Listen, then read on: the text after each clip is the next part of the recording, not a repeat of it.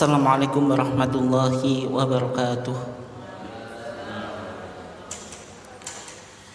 Alhamdulillahi wahdah, wassalatu wassalamu ala man la nabiyya ba'dah, amma ba'd. Yang saya hormati Ketua PCM Kota Bojonegoro dan seluruh jajarannya, Bapak dan Ibu sekalian jamaah ketarjian yang dimuliakan Allah. Alhamdulillah pada malam hari yang cerah dan juga hujan gitu, kita masih diizinkan oleh Allah Subhanahu wa taala untuk memiliki kesempatan tafaqquh fiddin sebagai upaya kita untuk mentradisikan keilmuan ketarjian di lingkungan warga Muhammadiyah. Salawat dan salam semoga senantiasa terlimpahkan kepada junjungan kita Nabiullah Muhammad sallallahu alaihi wasallam, keluarganya, sahabatnya, dan seluruh orang yang mengikuti sunnahnya sampai hari kiamat. Bapak dan Ibu sekalian yang dimuliakan Allah, karena kita berada di tahun atau musim politik ya, sehingga topik yang penting untuk kita coba pahami dan mungkin juga kita diskusikan gitu, yang berkaitan dengan pandangan dan sikap politik Muhammadiyah. Tapi yang jelas kajian kita bukan kampanye ya. Tidak mungkin kajian kita diarahkan ke kampanye untuk mendukung salah satu paslon atau salah satu caleg, tidak ya, tapi lebih pada nuansa keilmuan. Kita mencoba melihat pandangan dan sikap politik Muhammadiyah. Sebelumnya ada 3 tokoh agama Abraham, atau ada istilah dalam studi perbandingan agama itu Abrahamic faith, keyakinan-keyakinan yang merujuk pada sosok Ibrahim. Ada Judaism atau Yahudi ya, tokoh sentralnya Musa atau Moses. Kemudian Christianity atau Kristen, tokoh sentralnya Yesus atau Isa. Kemudian Islam, tokoh sentralnya Nabi Muhammad SAW. 3 agama ini semuanya merujuk pada sosok Ibrahim. Tapi kalau kita coba lihat dan kita coba analisa, dari 3 tokoh ini mana yang memiliki kedekatan? Maksudnya Musa dekat dengan Isa, atau Isa dekat dengan Musa, atau Isa dekat dengan Muhammad, atau Musa dekat dengan Muhammad.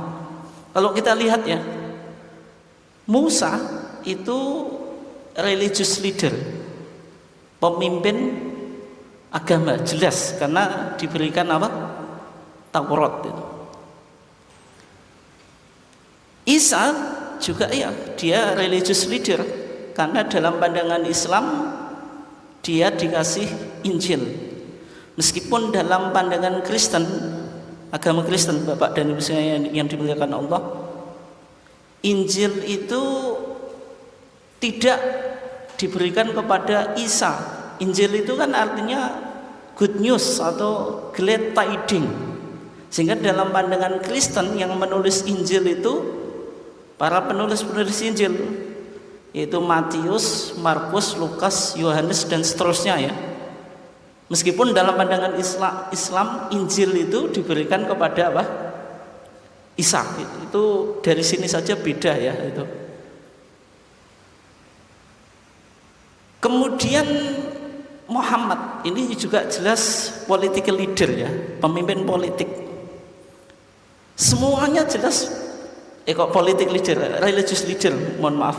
Semuanya adalah pemimpin agama, tapi yang menjadi pertanyaan, apakah 3-3-nya ini pemimpin politik gitu.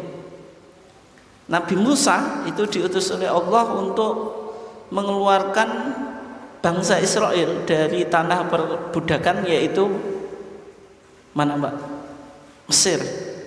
yang mana Bani Israel diperbudak selama 4 abad. Diutus Musa untuk keluar dari tanah perbudakan ke tanah perjanjian, meskipun Musa itu tidak sampai masuk Palestina itu, tapi beliau meninggal di sebuah tempat yang namanya Moab gitu. Tapi yang jelas karena memimpin sebuah bangsa melawan tirani yaitu Fir'aun, maka jelas Musa ini bisa dikategorikan apa Pak? Political leader. Isa meskipun dia juga memiliki pengikut Pak, dan ketika itu berhadapan dengan Romawi, karena ketika itu bangsa Israel dijajah oleh pemerintah apa? Romawi. Tapi secara statement Nabi Isa atau Yesus Kristus itu bilang, my kingdom is not in this world. Kerajaan saya tidak di dunia. Maksudnya kerajaannya apa? Di akhirat.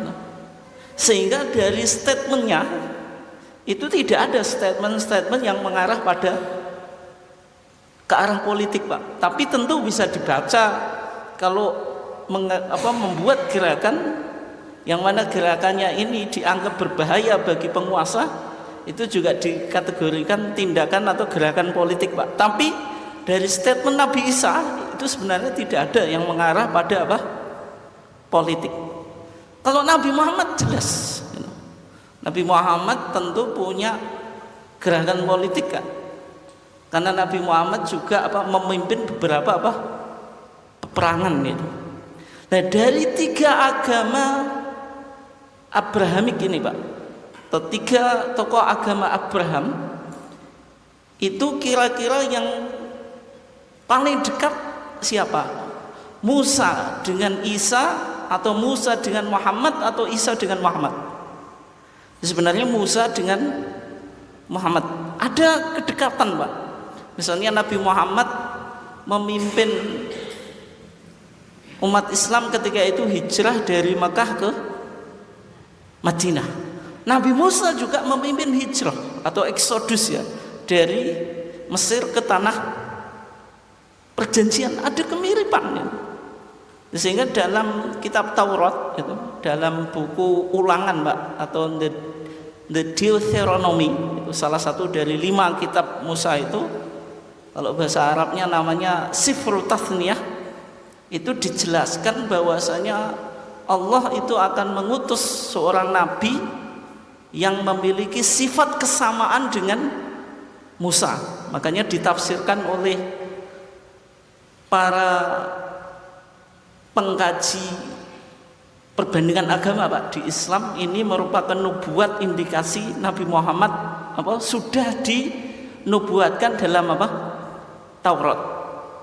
Jadi sebenarnya kalau kita simpulkan Pak, dari 3 tokoh ini, Nabi Musa dengan Nabi Muhammad itu yang memiliki kedekatan. Keduanya sebagai religious leader, pemimpin agama, dan juga political leader gitu. Kemudian kalau kita lihat pernyataan Michael Hart Pak, ini bukunya cukup populer ya, yaitu bukunya The 100 Ranking of the Most Influential Person in the History. Ada 100 orang yang paling berpengaruh dalam sejarah itu. Meletakkan list pertama itu siapa? Nabi Muhammad. List yang kedua itu Isaac Newton Pak. Yang ketiga baru Jesus atau Yesus gitu. Yang keempat Buddha atau Siddhartha Gautama, dan seterusnya ya. Artinya Nabi Muhammad kok kenapa diposisikan di number 1 Pak, list yang pertama. Dalam buku tersebut, ini bukunya saya punya Pak, cukup tebal bukunya. Dalam buku tersebut dijelaskan kenapa Michael Hart itu meletakkan Nabi Muhammad di ranking yang pertama. Dikatakan, my choice of Muhammad to lead the list of the world's most influential person may suppress some readers. Pilihan saya untuk meletakkan Nabi Muhammad di list yang pertama dari tokoh yang banyak memberikan pengaruh di dalam peradaban dunia, itu mungkin mengagetkan beberapa pembaca. And might be questioned by others, mungkin ini juga akan ditanyakan oleh orang-orang lain. Tapi coba dia mengatakan apa? But he was the only man in the history who was supremely successful on both the religious and scholar level. Tetapi dia satu-satunya orang dalam sejarah yang memiliki kesuksesan baik dalam level agama dan level apa Pak? Keduniaan. Artinya Nabi Muhammad dijelaskan sebagai apa? Political leader, pemimpin politik, dan juga religious leader. Banyak tokoh-tokoh yang mungkin memberi pengaruh dalam peradaban dunia, tapi mungkin saja hanya apa? Political leader, bukan religious leader, atau mungkin hanya religious leader tapi tidak political leader. Tapi Nabi Muhammad itu dua-duanya apa Pak? Dimiliki. Nah, itu alasan kenapa Michael Hart meletakkan Nabi Muhammad di ranking yang pertama. Tapi yang menarik untuk kita juga analisa Pak, ketika Nabi Muhammad berpolitik, apakah itu dasarnya itu muncul karena ambisi politik atau ingin menegakkan agama gitu. Dan ini mungkin bisa kita jadikan acuan untuk menganalisa Pak, tokoh-tokoh kita yang masuk dalam politik praktis itu didasari kepentingan agama atau memang ambisi politik saja, kekuasaan aja Pak, atau berpolitik karena ingin menegakkan agama Pak. Ternyata Mbak, setelah saya baca itu saya menemukan jawabannya di buku yang judulnya Faith and Power, the Politics of Islam, Keyakinan dan Kekuasaan Politik Islam, yang ditulis oleh sarjana barat namanya Edward Mortimer. Di sana dikatakan Muhammad may not have had any political ambition. Nabi Muhammad itu sebenarnya tidak memiliki ambisi politik. But since he was criticizing the ruling class, tetapi karena Nabi Muhammad banyak mengkritik tokoh-tokoh penguasa Pak ketika itu, and the basis of its power, it treated him as if he had. Artinya Nabi Muhammad ketika berpolitik itu berangkatnya untuk menegakkan apa? Agama. Karena ketika Nabi Muhammad mendakwahkan agama akan bertentangan dengan para penguasa, akhirnya apa? Membentuk kekuatan apa Pak? Politik untuk menyeimbangi kekuasaan apa? Mereka gitu. Itu pernyataan Edward Mortimer Pak. Dan mungkin bisa kita jadikan acuan untuk analisa para politisi kita atau politikus kita itu ambisinya agama dulu. Saya masuk politik karena ingin berjuang untuk menegakkan agama, membesarkan Muhammadiyah, atau sekedar ambisi politik, yang penting saya menjadi apa? Penguasa kan, punya jabatan. Itu saya kira menarik Pak itu. Oke. Kalau kita lihat ternyata politik itu tidak bisa dilepaskan dari kesejarahan Islam Pak. Islam sejak awal, sejak di zaman Nabi sudah terlibat dalam persoalan-persoalan apa? Politik. Sehingga ketika Nabi meninggal digantikan oleh Al-Khulafa Ar-Rasyidin, Abu Bakar, Umar, Utsman, Ali. Itu manusia terbaik Pak. Berpolitik atau enggak? Berpolitik. 3 dari mereka terbunuh Pak, karena sebab apa?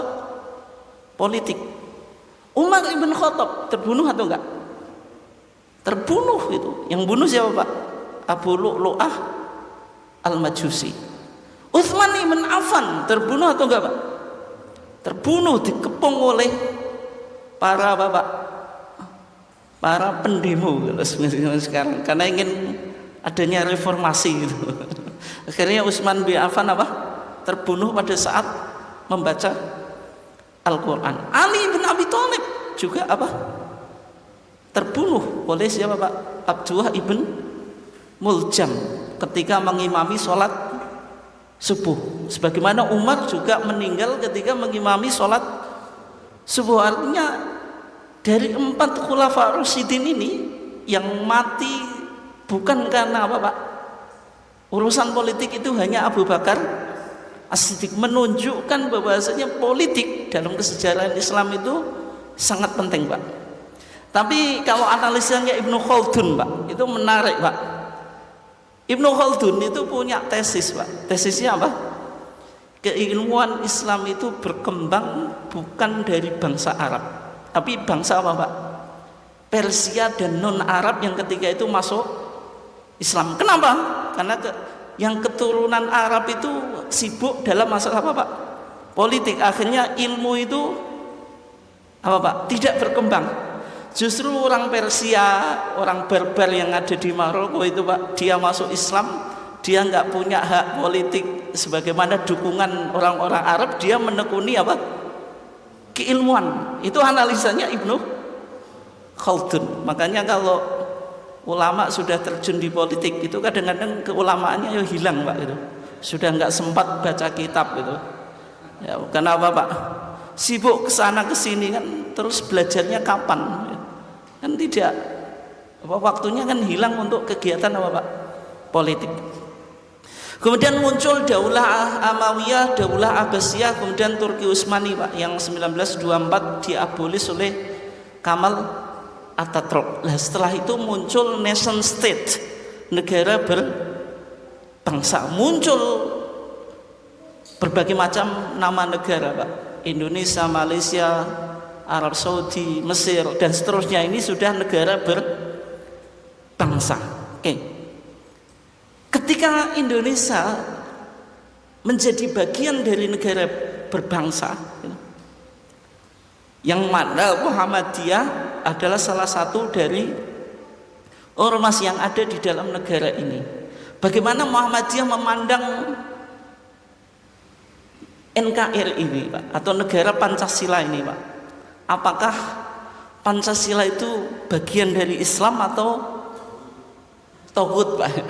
Maksudnya Islam dan Pancasila itu bisa matching atau kontradiksi Pak. Itu.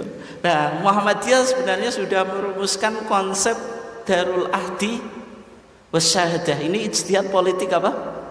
Muhammadiyah melihat NKRI atau negara Pancasila ini disebut Darul Ahdi, negara apa? Perjanjian. Maksudnya apa?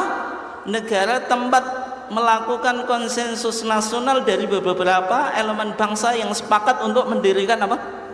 Bangsa, dan termasuk tokoh-tokoh Muhammadiyah juga ikut dalam merumuskan apa Pak? Pancasila juga. Siapa? Ki Bagus Hadi Kusumo. Dan ketika itu Ki Bagus Hadi Kusumo Pak merelakan 7 kata dalam Piagam Jakarta yang bunyi apa? Dengan kewajiban menjalankan syariat Islam bagi pemeluknya, yang ketika itu sudah dianggap gentleman agreement, kesepakatan para tokoh di kalangan umat Islam ketika itu. Tetapi karena ada desakan supaya 7 kata itu dihapus, maka Ki Bagus Hadi Kusumo Pak, yang ketika itu masih ada di Jakarta, tokoh-tokoh Islam yang lain sudah pulang ke kampungnya semuanya Pak, sehingga penentunya ketika itu siapa? Ki Bagus Hadi Kusumo. Terjadi perundingan antara Muhammad Hatta dengan Muhammad Tengku Muhammad Hasan. Ini sebenarnya tokoh Muhammadiyah juga, mendesak Ki Bagus Hadi Kusumo supaya apa? Rela mencabut 7 kata dalam Piagam Jakarta. Sehingga sebenarnya Pak, ketika kita bicara kemerdekaan, itu kita bicara tentang kemerdekaan Muhammadiyah. Karena Ki Bagus Hadi Kusumo itu tokoh yang paling sentral dalam merumuskan Pancasila Pak. Tapi sayangnya sejarah ini tidak begitu banyak dimunculkan Pak. Dan ketika itu sebagai kompensasi Pak, Ki Bagus Hadi Kusumo menawarkan penafsiran ketuhanan yang Maha Esa, itu maknanya tauhid gitu. Supaya apa Pak? Mengakomodir suara umat Islam. Ketuhanan yang Maha Esa artinya Indonesia itu bukan negara sekuler. Indonesia bukan negara apa Pak? yang politeisme, memiliki banyak Tuhan, tetapi semuanya berpaham ketauhidan, Pak. Dulu permintaan penafsiran Ki Bagus Hadikusumo sebagai kompensasi apa, Pak? Dicabutnya 7 kata dalam Piagam Jakarta. Sehingga setelah Indonesia merdeka, Pak, dari rumusan atau pandangan Muhammadiyah tentang Darul Ahdi Wasyahadah, Pak. Kalau Darul Syahadah itu negara persaksian, artinya Muhammadiyah harus berkontribusi dalam mengisi kemerdekaan sehingga menuju Indonesia berkemajuan. Nah, ini kalau yang dilakukan oleh Muhammadiyah untuk mengisi kemerdekaan dari objek dakwah Muhammadiyah, Pak, mulai schooling, mendirikan sekolah, universitas, kemudian apa? Pondok pesantren, ini sebagai apa, Pak? Bentuk Muhammadiyah memandang NKRI itu sebagai apa? Darus Syahadah. Kemudian feeding, mendirikan PKU, menyantuni fakir miskin, ini juga bukti. Kemudian healing, kok feeding tadi, feeding apa, Pak? Panti asuhan, menyantuni fakir miskin, kemudian healing, rumah sakit, klinik, dan seterusnya. Ini membuktikan kalau Muhammadiyah memandang NKRI ini sebagai apa, Pak? Darul Ahdi Wasyahadah. Meskipun Pancasila itu bukan dari Islam, tapi dari sila pertama sampai sila kelima itu sebenarnya tidak ada yang kontradiksi dengan agama Islam. Itu pandangan Muhammadiyah semacam itu, Pak. Oke. Sekarang kalau kita coba lihat tentang putusan-putusan tarjih yang berkaitan dengan politik, Pak, atau dengan ijtihad apa? Politik. Saya ambil di kajian ini, Pak, nanti di kajian berikutnya ya, kalau masih ada waktu, kita coba angkat kriteria kepemimpinan dalam perspektif Muhammadiyah. Kalau sekarang belum mengarah ke situ ya. Kalau kita lihat di putusan tarjih, putusan Garut 1976, Pak, dirumuskan di sana adabul mar'ah fil Islam yang berkaitan dengan adab wanita muslim atau wanita muslimah dalam apa? Islam. Di antara isi buku ini sayangnya ibu-ibunya yang hadir cuma satu. Bicara tentang wanita Islam dalam bidang politik itu. Penting atau tidak wanita itu berkontribusi dalam dunia politik? Ketika itu memang melihat, Pak, bahwasanya tokoh-tokoh politik itu jarang yang muncul dari Aisyah, Pak. Sekarang ada atau enggak, Pak? Beda dengan NU. Ketua Muslimat siapa? Khafifah, itu tokoh politik nasional, Pak. Yang di Muhammadiyah siapa? Belum muncul kan itu. Apakah ibu-ibu Aisyah ini berpandangan bahwasanya politik itu kotor dan itu domain laki-laki saja, Pak, sehingga tidak ada ketertarikan untuk masuk dalam apa? Dunia politik. Nah, sehingga adabul mar'ah fil Islam ini bicara tentang peran politik wanita Muhammadiyah gitu. Wanita itu boleh atau enggak mengambil peran politik? Kalau kita lihat, Pak, ini dasar atau landasannya ya. Dalam surah At-Taubah, Allah Subhanahu wa taala berfirman, wal mu'minuna wal mu'minatu ba'duhum awliya'u apa? Ba'din. Orang laki-laki yang mukmin dan orang perempuan yang mukminah, ba'duhum sebagian mereka awliya'u ba'din, penolong sebagian yang lain. Artinya dalam kehidupan muamalah duniawiyah antara laki-laki dan perempuan itu tidak bisa dipisahkan, dan keduanya saling apa? Tolong menolong, bekerja sama. Membina rumah tangga ada laki-laki dan perempuan. Melahirkan anak itu butuh kerja sama laki-laki dan perempuan atau enggak, Pak? Iya. Dalam banyak muamalah duniawiyah itu tidak bisa dilepaskan peran wanita. Sehingga Al-Quran mengatakan wal mu'minuna wal mu'minatu ba'duhum awliya'u ba'din ya'muruna bil ma'ruf, mereka mengajak kepada yang ma'ruf, wa yanhauna 'anil munkar, dan mereka mencegah kepada yang mungkar. Artinya tugas amar ma'ruf nahi mungkar di dalam surat ini, Pak, ditegaskan bukan kewajiban orang laki-laki, tapi juga kewajiban apa? Perempuan. Nah, sehingga kalau kita beramar ma'ruf nahi mungkar dalam konteks berbangsa dan bernegara, Pak, politik sebagai media amar ma'ruf nahi mungkar atau tidak, Pak? Iya gitu. Sehingga politik itu bagian yang cukup penting dalam kita berbangsa dan bernegara. Dan perpolitikan Islam, Pak, tujuan kita berpolitik itu ya amar ma'ruf nahi mungkar. Nanti suatu saat kita kupas, Pak, kalau masih ada waktunya ya. Karena kalau sudah selesai pemilu ya males kita belajar apa topik ini. Kalau kita lihat ya, ini saya ambil 2 tokoh ulama Islam, Pak, yang merumuskan teori politik. Ini jarang disampaikan di masyarakat, Pak, itu. Jarang disampaikan apa? Di masyarakat. Yang pertama, pandangannya Al-Imam Al-Mawardi, Pak.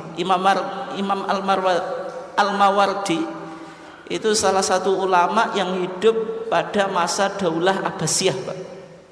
Dan dia bermadzhab apa? Syafi'i. Menulis sebuah kitab yang sampai sekarang menjadi rujukan referensi yang penting, Pak, dalam kajian politik Islam. Di Al-Azhar diajarkan, Pak, ini. Yang namanya bukunya Al-Ahkam As-Sultaniyah, Pak. Al-Ahkam apa? Sultaniyah, bicara tentang hukum-hukum kepemimpinan gitu.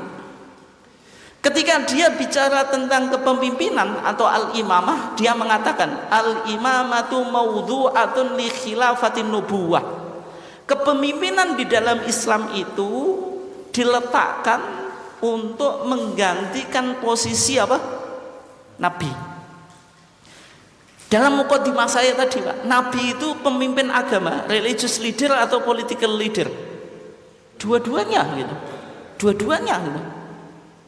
Sehingga imamah itu mengganti kekhilafan Nabi atau kepemimpinan Nabi, dijelaskan, Pak, fi hirasatiddin, dalam menjaga agama, Pak. Karena kalau ada kekuasaan, Pak, agama bisa berjalan dengan baik atau enggak, Pak? Bisa berjalan baik, Pak. Wong teman-teman saya, Pak, yang hidup di Cina, ada komunitas Muslim Cina itu namanya apa? Uighur gitu. Kalau puasa, ketahuan penguasa, Pak, itu dipaksa untuk minum air gitu. Azan itu tidak pakai suara luar, Pak, itu. Tapi kita di Indonesia bisa mempraktekkan apa? Agama, mau azan, pujian, Pak, bahkan apa, Pak? Kalau darusan itu jam 12 non-stop juga kadang-kadang boleh, Pak, meskipun ada aturannya, Pak. Los, Pak, menunjukkan apa, Pak? Kebebasan, karena apa? Didukung oleh aturan pemerintah gitu. Kalau di negara-negara lain itu mungkin bisa jadi apa, Pak?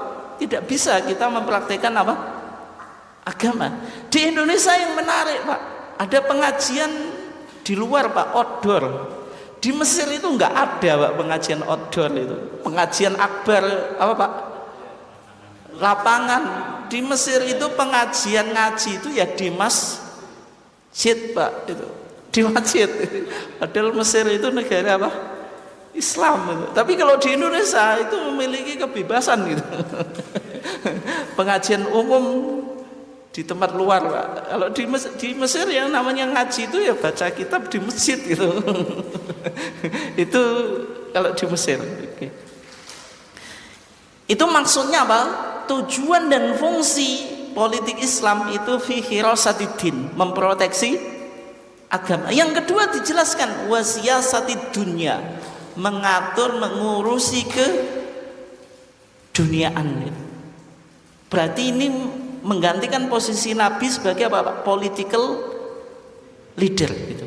Bahwasanya urusan keduniaan ini bisa lancar karena ada apa Pak? Peran politik, ada penguasa yang betul-betul menyuarakan apa Pak? Suara Islam kan gitu. Oke. Ini apa pandangan Imam Mawardi. Sehingga ya ini PR kita ke depan Pak, memilih pemimpin kalau background agamanya bagus berarti bisa apa Pak? Menguatkan dalam pengamalan Islam. Yang kedua cerdas dalam arti apa? Program-programnya bagus sehingga bisa mengelola pemerintahan dengan baik gitu. Yang kedua itu Syekhul Islam Ibnu Taimiyah menulis kitab namanya As-Siyasah Syar'iyyah Pak, politik Islamnya. Dia menjelaskan wa jami'u wilayat al-islamiyah innama maqsuduha al-amru bil ma'rufi wa nahyu anil munkari.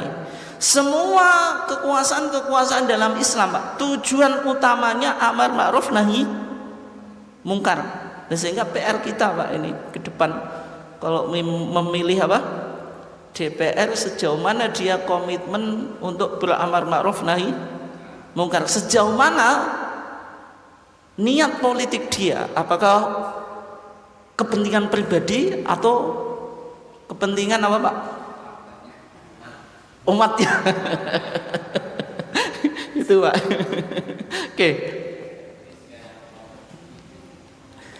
Kembali ke tadi Bu ya. Terus sekarang wanita bolehkah berpolitik? Yang jelas walaysa dzakaru apa Pak? Kal untha. Laki-laki dan perempuan itu tidak bisa disamakannya. Secara fisik, secara psikologis itu berbeda. Laki-laki itu terkesan karakternya apa Pak? Keras. Wanita apa? Lemah lembut gitu. Tapi kalau wanita memiliki ketegasan, memiliki sikap cekatan Pak, memiliki kemampuan leadership, boleh atau enggak? Jawabannya boleh. Tetapi tentu ya tidak menghilangkan sifat-sifat feminisme, sifat-sifat apa? Kewanitaan. Kebetulan wanita jadi apa Pak? Bupati, jadi apa? Camat, jadi apa?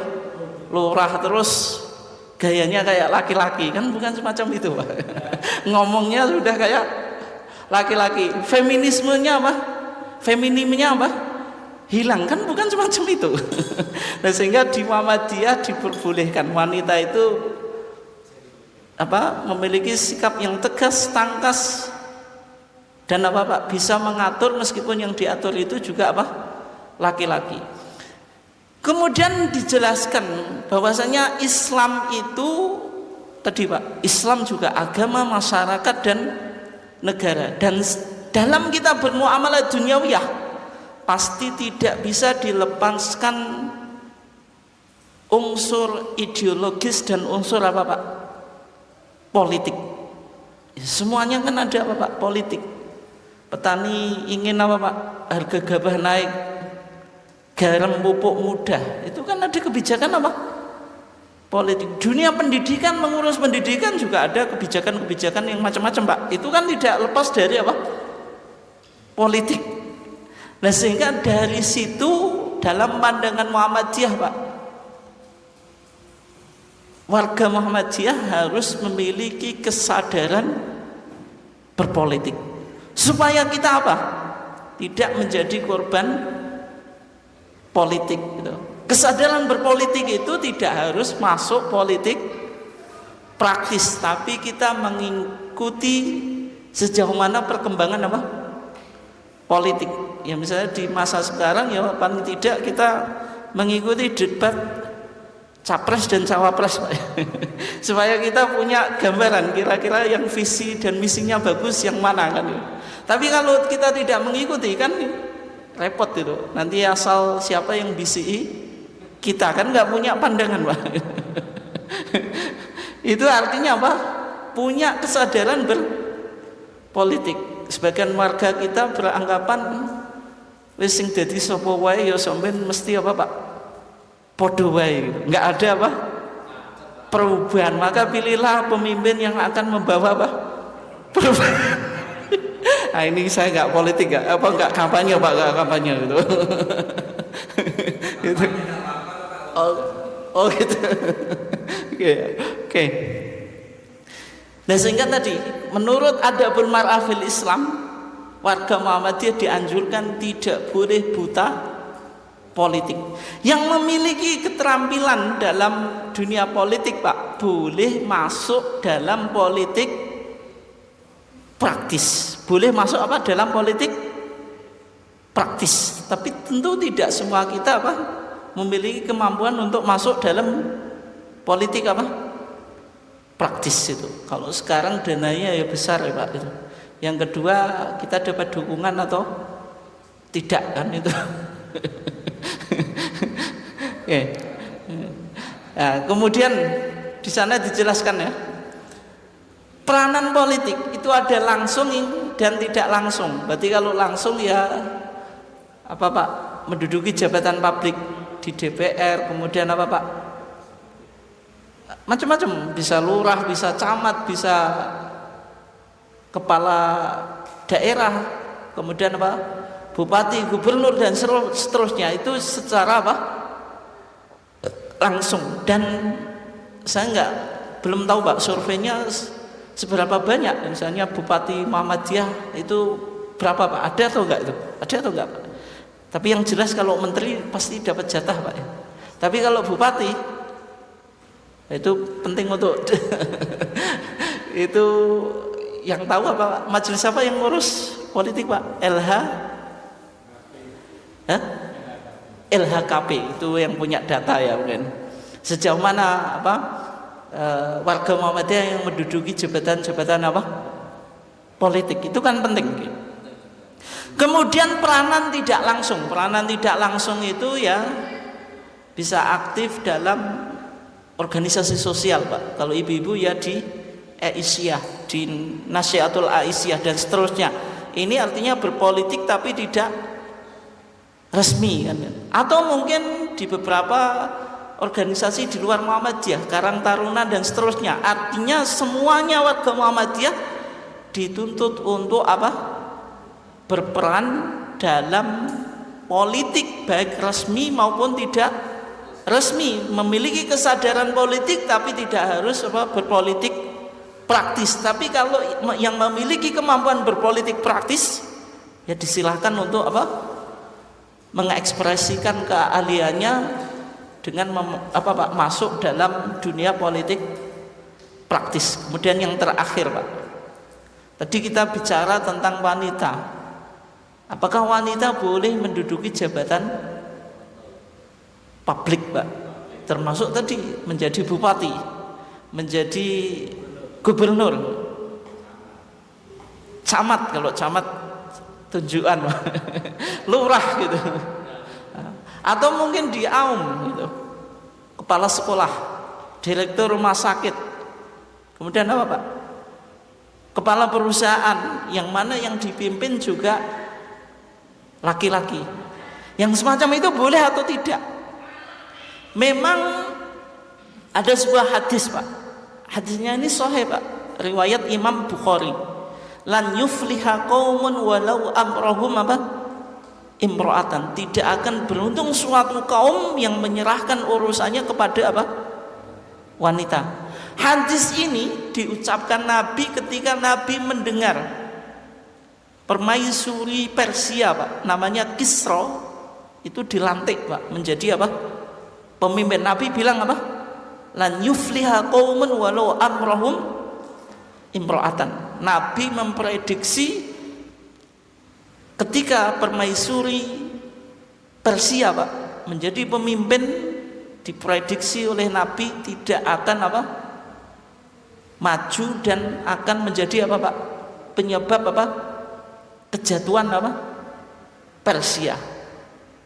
Sabdanya Nabi yang ini Pak juga di masa pertengahan Islam Pak, atau di abad pertengahan Islam Pak, sebagian ulama atau jumhur ulama mengatakan kalau jabatan publik itu tetap tidak boleh diduduki oleh wanita. Di antaranya al-qadhi, qadhi itu hakim.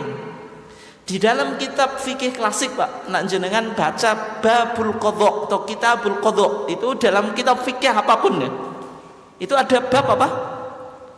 Qadha, peradilan. Syaratnya qadhi, syaratnya menjadi hakim itu apa? Harus laki, tidak ada yang mengatakan boleh wanita gitu. Dan sehingga dalam fikih klasik wanita itu tidak diberikan peran secara apa? Publik.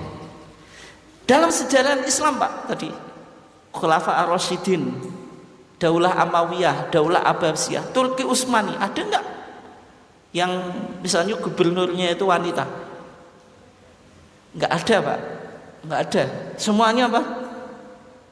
Laki-laki. Nah sehingga Muhammadiyah penting untuk memahami hadis tadi, lan yufliha qaumun walau amrahum imra'atan. Itu bagaimana kita memahaminya? Kalau konteks sekarang itu relevan atau enggak Pak? Hadis tadi loh, relevan atau enggak? Kalau jenengan katakan relevan, berarti banyak perubahan di Muhammadiyah. Kaum kita yang dipimpin oleh wanita itu perlu dibenahi Pak. Nah, sehingga hadis tadi bagaimana kita memahaminya gitu. Nah, Muhammadiyah di sini melakukan apa Pak? Penafsiran ulang terhadap lan yufliha qaumun walau amrahum imra'atan. Secara kualitas kesohihan Pak, hadis tadi sahih atau tidak? Sahih, riwayat Imam Bukhari Pak. Tidak bisa diganggu gugat secara validitas. Tapi dalam kita memahaminya bagaimana gitu. Maka dalam manhaj tarjih itu ada teori perubahan hukum Pak. Hukum itu bisa mengalami perubahan jika memenuhi 4 syarat. Yang pertama ada tuntutan kemaslahatan untuk berubah. Di konteks sekarang wanita itu secara pendidikan kadang-kadang melebihi laki-laki atau enggak? Melebihi laki-laki. Kadang ada perempuan yang S2, S3 kan itu. Secara pendidikan kadang-kadang melebihi laki-laki. Secara pengalaman kita temukan beberapa wanita itu justru berpengalaman luas timbang laki-laki. Sehingga ketika wanita dalam pendidikan dan pengalaman itu terkadang melebihi laki-laki, kan berarti ada tuntutan Pak. Masa mau tidak diberikan kesempatan wanita untuk menjadi apa? Pemimpin. Memang di zamannya Nabi posisi wanita atau status wanita itu kan tidak sama dengan laki-laki. Umar bin Khattab saja Pak, ketika punya anak perempuan dibunuh, dikubur hidup namanya apa Pak? Wa'dul banat. Wa idzal mau'udatu su'ilat bi ayyi dzanbin kutilat. Itu Umar bin Khattab mau mengubur hidup-hidup siapa? Anak perempuannya. Nah, sehingga secara psikologis di zaman Nabi maka wanita ini belum siap, atau secara sosiologis belum siap untuk menjadi pemimpin. Nah, sehingga sekarang ada kemaslahatan, ada tuntutan kemaslahatan wanita yang dari segi pendidikan dan pengalaman bisa jadi melebihi laki-laki. Yang kedua, hukum itu bisa berubah kalau tidak berkaitan dengan ibadah makhdhah Pak. Kepemimpinan itu ibadah makhdhah atau tidak? Tidak. Tapi kalau imam sholat, jangan nggak bisa Bu mengusulkan kajian ulang tentang kebolehan wanita menjadi imam meskipun jamaahnya laki-laki. Nah, itu nanti pengikutnya Aminah Wadud Pak. Aminah Wadud itu profesor di Amerika itu yang menjadi imam sholat Jumat dan khutbah sholat Jumat. Itu bagus Pak, mungkin jamaahnya juga membludak gitu. Tapi masalahnya tujuannya sholat bukan keikhlasan ingin khusyuk Pak, tapi ada sesuatu kan gitu. Itu pernah dulu gagasan Aminah Wadud Pak. Ini profesor di Islamic Studies Pak. Sampai sekarang masih sering didatangkan oleh UIN Jogja itu, untuk ngasih lecture kajian itu. Tapi dia pemikirannya semacam itu, dulu didengung-dengungkan oleh Islam liberal itu. Oke. Kalau ibadah makhdhurah memang tidak boleh dikaji ulang, tapi masalahnya kepemimpinan ini kan muamalat duniawiyah. Yang kedua, hukum itu tidak bersifat qot'i, Pak. Qot'i baik qot'i secara periwayatan maupun qot'i secara dilalah atau petunjuknya, Pak. Yang tadi bicara kepemimpinan wanita tadi hadis atau Quran, Pak? Hadis. Kalau hadis berarti tidak qot'i, rata-rata tidak qot'i, Pak. Karena hadis itu kan rata-rata ahad gitu. Tidak sampai derajat mutawatir. Tapi kalau Quran itu mutawatir, tidak boleh kita sangkal, Pak. Lan yufliha qaumun walau amrum imra'atan tadi apa? Hadis. Sehingga Muhammadiyah, Pak, sampai sekarang belum tidak melakukan kajian terhadap waris laki-laki dan perempuan, Pak, 1:2. Karena yang bicara apa? Al-Quran. Walidzakari mithlu haddil unthayain. Meskipun beberapa tokoh di Indonesia, Pak, sudah melakukan kajian, diantaranya dulu siapa? Munawar Sadali yang pernah menjadi Pak? Menteri Agama, itu melakukan kajian kalau waris sekarang disamakan. Apalagi banyak sekarang wanita karir, penghasilannya kadang-kadang lebih banyak daripada suami. Tapi kalau di Muhammadiyah karena dalilnya Quran, Pak, walidzakari mithlu haddil unthayain, ini kan tidak bisa digugat. Sehingga tarjih sampai sekarang belum ada, Pak, kajian semacam itu, karena tadi masih melihat ini qot'i bukan hadis gitu. Kemudian perubahan baru dari hukum itu harus berlandaskan kepada dalil syar'i juga. Artinya kalau kita mau menggeser tafsir yang baru ini harus juga didasari dalil. Sehingga ketika Muhammadiyah menggeser hadis tadi, Pak, lan yufliha qaumun walau amruhum imra'atan, tidak akan beruntung suatu kaum yang menyerahkan urusannya kepada wanita. Pemahamannya itu dimaknai ini bagi kepemimpinan orang yang tidak memiliki kualitas dan kemampuan untuk memimpin. Yang di zaman Nabi ketika itu secara umum wanita belum diterima secara sosiologis menjadi seorang pemimpin. Dibawa kepada makna hadis yang lain, Pak? Idza wusidal amru ila ghairi ahlihi fangtadir sa'ah. Kalau perkara atau urusan itu diserahkan bukan pada ahlinya, maka tunggulah saat kehancurannya. Di zaman Nabi itu memang dipahami ketika itu dipegang oleh seorang wanita. Tapi kalau zaman sekarang, Pak, ya banyak gubernur kita perempuan, bupati kita, Pak, perempuan. Tapi saya bukan kampanye. Nanti dengan pahami kampanye enggak. Maksudnya apa? Apakah punya prestasi? Terlepas itu ya punya prestasi, Pak.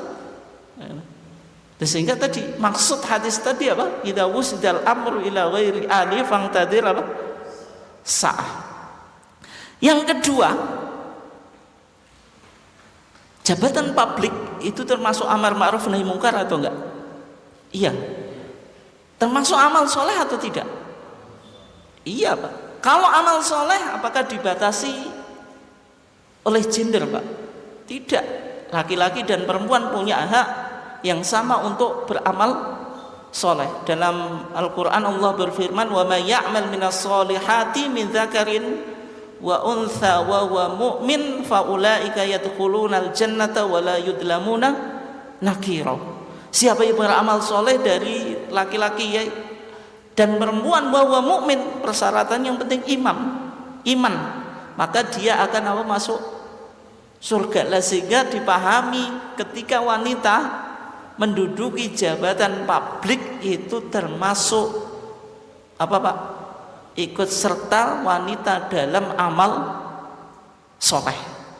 Itu beberapa pandangan yang berkaitan dengan bidang politik yang kita bisa temukan dalam putusan Garut 1976 tentang apa? Adabul mar'a fil Islam, yang intinya warga Muhammadiyah dituntut untuk memiliki kesadaran berpolitik supaya kita tidak menjadi korban politik. Kesadaran politik ya termasuk ikut nyoblos atau enggak nanti, atau golput saja kan.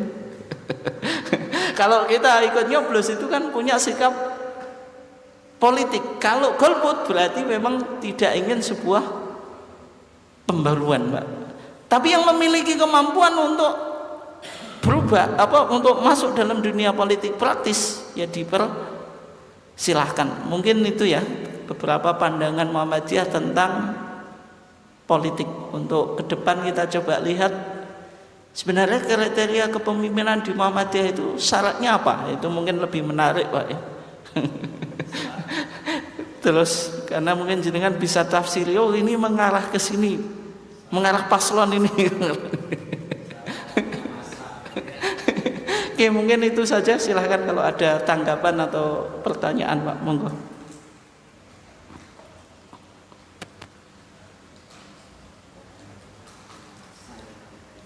Nggih, monggo Pak. Nggih. Assalamualaikum warahmatullahi wabarakatuh.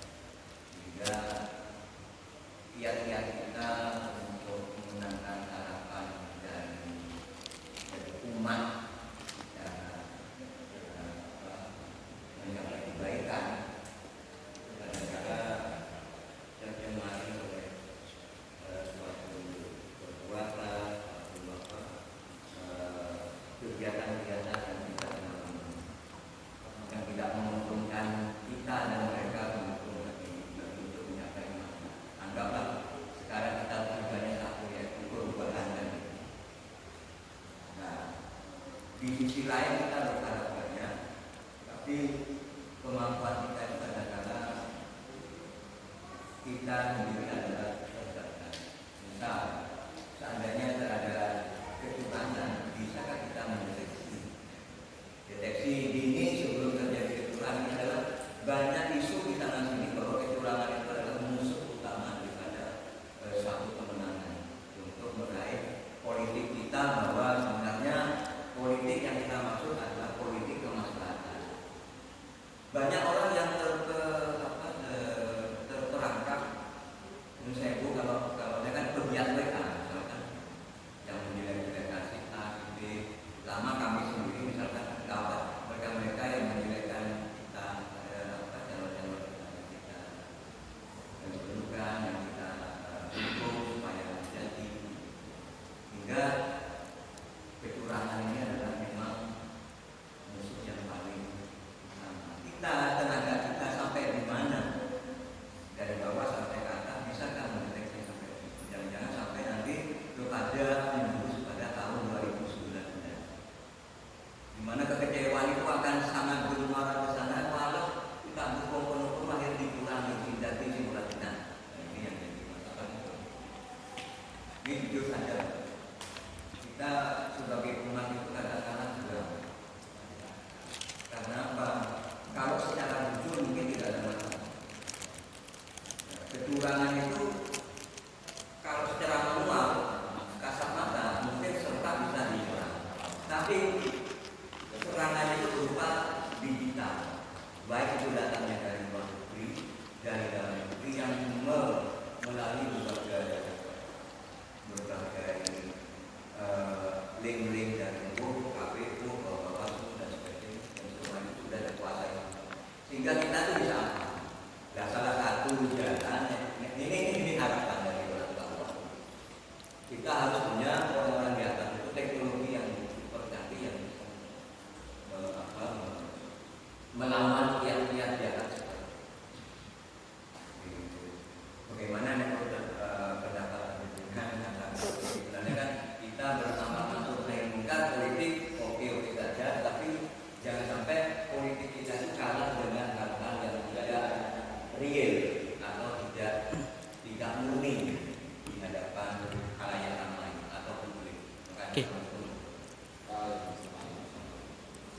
Ya, kalau secara teknis memang bukan domain kajian kita ya. Ya, yaitu bagaimana kiat-kiat untuk menangkal kecurangan, Pak. Ya tentu itu butuh banyak kerjasama, Pak. Baik yang ahli IT, mungkin juga kesadaran kita untuk berpartisipasi dalam nanti di TPS dan seterusnya, itu secara teknis memang mengarah ke sana, Pak. Tapi kajian kita bukan secara teknis di lapangan, Pak, karena itu butuh kajian yang lain. Secara pemikiran gitu. Kalau kita cuma secara pemikiran, memang di HPT Jilid 3 itu kan dirumuskan etika politik Muhammadiyah. Di dalam berpolitik itu ada etikanya gitu. Memang kita kadang-kadang juga kalah dengan yang real di lapangan, Pak. Berkaitan dengan money politik, serangan fajar, bantuan politik, kemudian apalagi, Pak, sedekah politik, macam-macam ini kan butuh diskusi yang serius juga, Pak, itu. Misalnya money politik jelas kita sepakat haram, mau ditinjau dari manapun haram, Pak, itu. Dari undang-undang kita haram, dari pandangan syar'i juga haram. Tapi kadang-kadang repot juga gitu. Yang lain Pak, sebuah partai atau sebuah pemimpin mungkin tidak baik dalam kacamata kita, itu menang karena gara-gara money politik. Nah, kita sebagai umat Islam ini mendukung orang yang baik gitu. Apakah boleh menggunakan money politik, Pak, serangan fajar? Meskipun yang viral di medsos itu kan Gus Bahak, kalau Gus Bahak menganggap Gus Miftah juga Gus Bahak juga, Pak, gitu. Ya. Nah, itu boleh atau tidak? Itu kan butuh diskusi yang cukup dalam, Pak, gitu. Misalnya kalau dalam pandangan ulama klasik ya, misalnya bukan klasik ya, abad pertengahan, misalnya Al-Imam Asy-Syaukani, riswah, mengeluarkan harta untuk menuntut hak kita. Hak kita kan meminta kita mendapatkan pemimpin yang adil, yang baik kan gitu. Ketika kita susah untuk merealisasi atau meraih hak kita, Pak, sehingga kita harus mengeluarkan uang untuk Pak, mendapatkan dukungan supaya pemimpin kita jadi, karena di sebelah sana juga melakukan hal semacam itu. Itu boleh atau tidak? Gitu. Kalau Imam Syaukani namanya riswah, itu tetap nggak boleh, Pak. Kenapa? Karena berimbas pada etika atau moral yang bejat gitu. Dampaknya ke situ, Pak. Mungkin kalau kita membeli untuk memenangkan paslon tertentu, Pak, menang betul, tapi yang kita beli itu menjadikan masyarakat yang tidak bermoral, Pak. Masyarakat kita kan sekarang mana integritasnya dalam berpolitik, Pak? Pokoknya sopo sing ngekei duwe akeh wi tak pilih. Ini kan bukan pandangan berdasarkan prinsip, Pak. Berdasarkan keuntungan kan. Kenapa demikian? Karena ini menjadi budaya yang cukup panjang, Pak, ya kan gitu. Dan untuk menghilangkan juga tidak mudah, Pak, gitu. Itu. Semacam ini kan untuk menghilangkan juga tidak mudah. Kalau kita betul-betul komitmen, kadang juga problemnya paslon yang kita dukung, paslon kita itu juga betul-betul nggak jadi, Pak. Mau ingin jadi kok nggak mau mengeluarkan uang, karena memang berpikirnya kan sudah siapa yang ngasih banyak saya dukung, saya coblos. Itu kan butuh kajian yang cukup dalam, Pak, gitu. Jadi tidak hanya perspektif tarjih. Kalau jelas, Pak, kalau perspektif tarjih namanya riswah, namanya money politik, ya haram, Pak. Tapi mungkin pendekatannya tidak ini saja, butuh banyak lintas pendekatan, Pak. Sehingga ada kemaslahatan yang ingin apa? Direalisasikan itu. Ya, cumanya gitu-gitu cukup berat Pak. Tapi mungkin suatu saat nanti kita coba angkat Pak. Sebenarnya sedekah politik itu bagaimana? Gitu. Sedekah politik itu bagaimana? Ya meskipun kadang-kadang nanti kesimpulan kita tidak bisa diaplikasikan di masyarakat. Ya tahu Pak. Fatwa ya fatwa, kalau politik ya politik kan biasanya gitu. Oke, kemudian berikutnya kalau black campaign, Mbak, apa kampanye hitam itu saya kira ya kalau kita lihat medsos sudah tergantung perspektifnya siapa Pak. Editan video macam-macam itu kan selalu muncul. Nah, sehingga kesadaran berpolitik bagi yang tahu IT itu harus bisa membedakan juga ini video editan atau video asli, sehingga kita tidak terpancing terhadap video yang tersebar. Sehingga ya penting Pak untuk kita melek IT. Kalau orang-orang tua dapat video itu langsung ditelan mentah-mentah Pak. Karena tidak bisa membedakan ini video asli atau video editan. Oke, mungkin itu saja ya Pak ya komentar saya. Tentu tidak bisa memuaskan jenengan. Memang itu ranahnya pada praktis di lapangan. Oke. Yang lainnya tuh kita cukupkan ya. Cukupkan kan? Oke. Kita cukupkan. Wassallallahu ala nabiyina Muhammad wa ala alihi wasallam. Wassalamualaikum warahmatullahi wabarakatuh.